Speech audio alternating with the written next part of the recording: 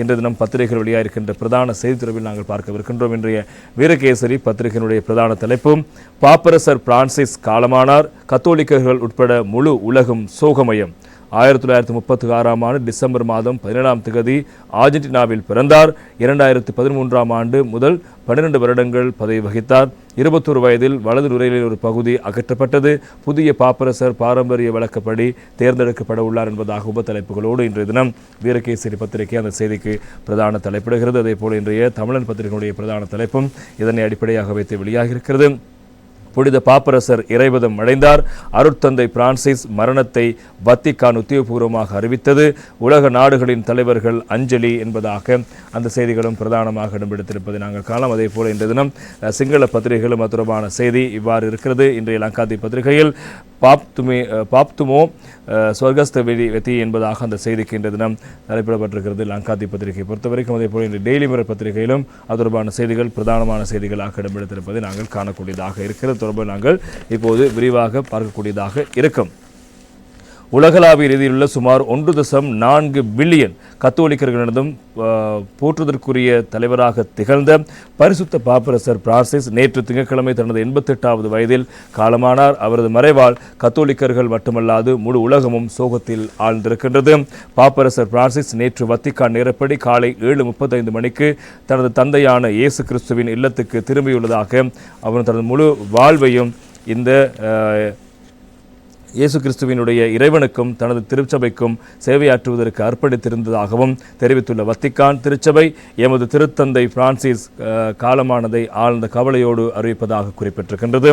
அவர் வத்திக்கானில் உள்ள காசா சாந்த மார்த்தாவில் உள்ள தனது வசிப்பிடத்தில் காலமானதாக கர்தினால் பாரேல் தெரிவித்திருக்கின்றார்.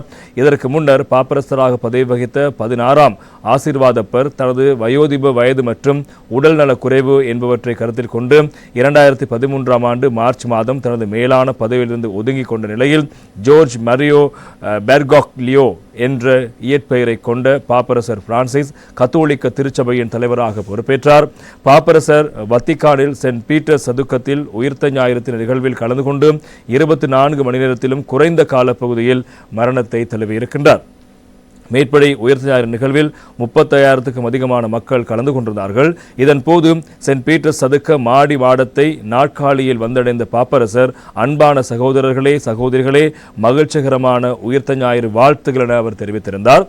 பாப்பரசரின் பாரம்பரிய உயிர்த்த ஞாயிறு நகருக்கும் உலகுக்குமான உரையை அவரது உதவியாளர் ஒருவர் வாசிக்க அவர் அதனை சக்கர நாற்காலியில் அமர்ந்தவாறு அமைதியாக பார்வையிட்டுக் கொண்டிருந்தார். அவர் சக்கர நாற்காலியில் கூடியிருந்த கூட்டத்தினரை கடந்து சென்ற போது பல குழந்தைகள் ஆசீர்வாதத்துக்காக அவரிடம் கொண்டு வரப்பட்ட விடயங்களும் இங்கே நடந்தது. எனவே பாப்பரசர் உடல்நலம் பாதிக்கப்பட்டு உயிர் ஆபத்தான நிலையில் மருத்துவமனையில் 5 வாரங்கள் தங்கியிருந்து சிகிச்சை பெற்று திரும்பி 1 மாதம் கூட ஆகாத நிலையில் இந்த நிகழ்வில் பங்கேற்றிருந்தார். கடந்த பிப்ரவரி மாதம் 14ஆம் தேதி 2 நுரையீரல்களிலும் அலர்ச்சி அதாவது நிமோனியா ஏற்பட்ட நிலையில் ரோம் நகரில் உள்ள ஜெமெல்லி மருத்துவமனையில் அவர் அனுமதிக்கப்பட்டார். அவர் இதன் போது சுவாசிப்பதற்கு கடும் சிரமத்தை எதிர்கொண்டிருந்தார்.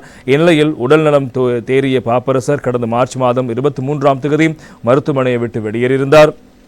பாப்பரசர் ஒருவரின் மரணச் சடங்குக்கான திட்டமானது பாரம்பரிய ரீதியில் விரிவான சிக்கல்மிக்க செயற்கிரமம் ஒன்றான உள்ள நிலையில் பாப்பரசர் பிரான்சிஸ் அந்த முழு மரணச்சடங்கு செயற்கிரமத்தையும் சிக்கல் குறைந்ததாக்கும் திட்டங்களுக்கு அண்மையில் அங்கீகாரம் வழங்கியிருந்தார். இதற்கு முன்னர் உயிரிழந்த பாப்பரசர்கள் சைப்ரஸ், ஈயம் மற்றும் கருவேல மரம் ஆகிய 3 வகை மரத்தாலான அடுக்குகளை கொண்ட சவப்பெட்டியில் வைத்து நல்லடக்கம் செய்யப்பட்டார்கள். இந்நிலையில் பாப்பரசர் பிரான்சிஸ் இந்த துத்தநாகத்தினால் கோடிடப்பட்ட சாதாரண மரசவப்பெட்டியை தெரிவு செய்திருந்தார்.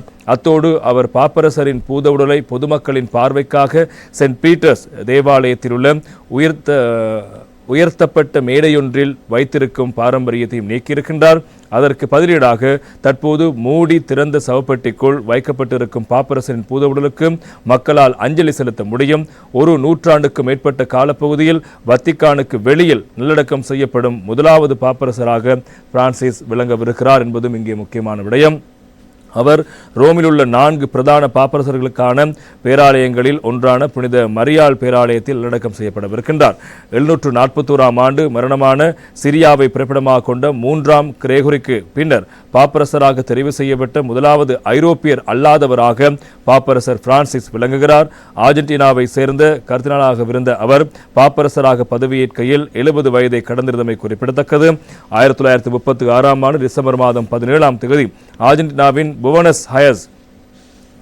புவனஸ் அயர்ஸில் 5 பிள்ளைகளை கொண்ட குடும்பத்தில் மூத்த பிள்ளையாக பாப்பரசர் பிரான்சிஸ் பிறந்தார். 21 வயது இளைஞராக இருந்த போது நிமோனியாவால் பாதிக்கப்பட்ட அவருக்கு வலது நுரையீரலின் ஒரு பகுதி அகற்றப்பட்டிருந்தது. இந்நிலைமையானது அவரை வாழ்நாள் முழுவதும் நுரையீரல் தொற்றுக்கும் ஆளாகும் அச்சுறுத்தலுக்குள்ளாக்கியிருந்தது. இயேசு சபையின் உறுப்பினர் ஒருவராக மாறிய அவர் வேதாந்த துறையில் கல்வி கற்று இலக்கிய மற்றும் உளவியலை கற்பதில் ஈடுபட்டிருந்தார்.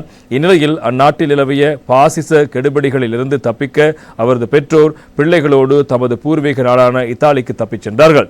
பாப்பரசர் தனது வயோதிப காலத்தில் வலது காலில் கடும் வலிக்குள்ளான நிலையில் தனது நடமாட்டத்துக்கு சக்கர நாற்காலியை தஞ்சமடைய நேர்ந்தது. பாப்பரசர் பிரான்சிஸ் மரணத்தை அடுத்து புதிய பாப்பரசர் ஒருவர் பாரம்பரிய வழக்கப்படி தேர்ந்தெடுக்கப்பட உள்ளார். பாப்பரசர் பிரான்சிஸ் காலமானதை அடுத்து கர்தினால்கள் மூடிய கதவுகளுக்கு பின்னால் புதிய பாப்பரசரை தெரிவு செய்யவிருக்கிறார்கள்.